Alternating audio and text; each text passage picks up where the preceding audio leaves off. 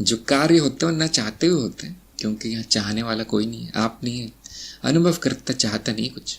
ये किसी को कुछ बुरा करते हुए देखते हुए, नियम तोड़ते हुए देखते हुए जो भी प्रतिक्रिया होती है वो प्राकृतिक है। हमारे आपके संस्कार वो करवा रहे हैं। मशीन की तरह चल रहा है चित्त, मन और शरीर। और ये ज्ञान होना ही चेतना है कि मैं साक्षी हूँ और बाकी सब स्वप्न है, अपने आप हो रहा है। कोई करता नहीं है, कोई चाहने वाला भी नहीं है। यही तो चेतना है। और अगर जब वो नहीं है तो फिर कर्ता भाव आ जाएगा कि ये मैं चाहती हूँ ऐसा ना हो, मैं चाहती हूँ ऐसा ना। ऐसा नहीं कि कार्य करने से, किसी विशेष कार्य करने से चेतना चली जाएगी, ऐसा नहीं है। सभी कार्य चेतना में संभव है। क्रोध भी चेतना में संभव है, तो मैं तो करता रहता हूँ। हाँ, वो बड़ा मुलायम हो जाएगा फिर क्रोध। वो चीजें ऐसा लगेगा कि है ही नहीं। सारी वृत्तियां, काम जो है, क्रोध, काम, लोभ, मोह, जो भी चल रहा है, जितने विचार, यहाँ तक कि आध्यात्मिक चीजें भी चेतना के पीछे छुप जाएंगे।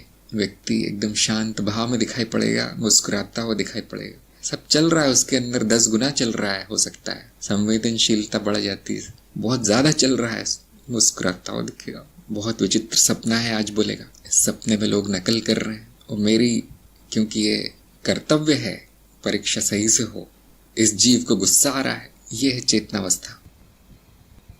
और फिर जो आवश्यक है वो करना, जो आवश्यक है वो फिर करना है।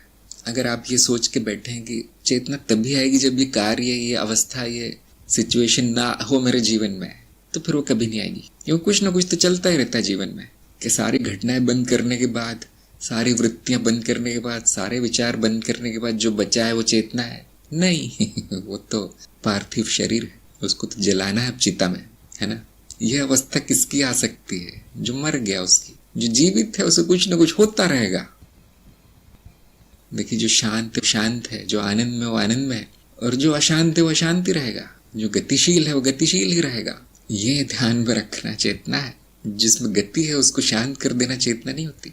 भावनाएं तो आती रहेंगी। क्या भावनाहीन हो जाना, पत्थर हो जाना, क्या वो चेतना है? तो जब तक अज्ञान है, इस तरह के विचार आते रहेंगे। और ज्ञानी को कुछ विचार नहीं आते। ज्ञानी बच्चों जैसा हो जाता है, जो हो रहा है बिल्कुल ठीक हो रहा है उसके लिए। अगर मन में एक विचार आता है, ये सारा जो हुआ पिछले 2 घंटे में कोई चेतना नहीं थी, हंसता है बस, क्योंकि देखो अभी तो है। अगर ये विचार आ गया कि चेतना नहीं थी, तो ये तो चेतना आ गई है। फिर तो वृत्ति शुरू हो गई है। क्या करने से हो गई और क्या त्यागने से हो गई? कुछ नहीं, न कुछ करने से न कुछ त्यागने से। क्योंकि आपने संकल्प धारण किया हुआ है कि मैं साक्षी भाव में रहूंगा, तो अब वो आता जाता रहता है। वो संकल्प की शक्ति पर है। कितना शक्तिशाली हो गया आपका संकल्प, उतनी वो सभी वृत्तियों को प्रकाशित करता रहेगा वो संकल्प।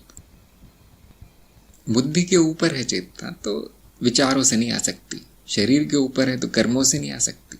वाणी के ऊपर है तो वचनों से नहीं आ सकती। ये सारी घटनाएं, ये सारे कर्म और वृत्तियां चेतना के द्वारा प्रकाशित होती है। ऊपर है उसका स्थान, नीचे नहीं। बुद्धि भी चेतना द्वारा प्रकाशित होती है। बुद्धि ने आज ये किया, वो किया, आज कुछ और ही कर दिया, गड़बड़ कर दी। ये सारी घटनाएं चेतना द्वारा प्रकाशित होगी।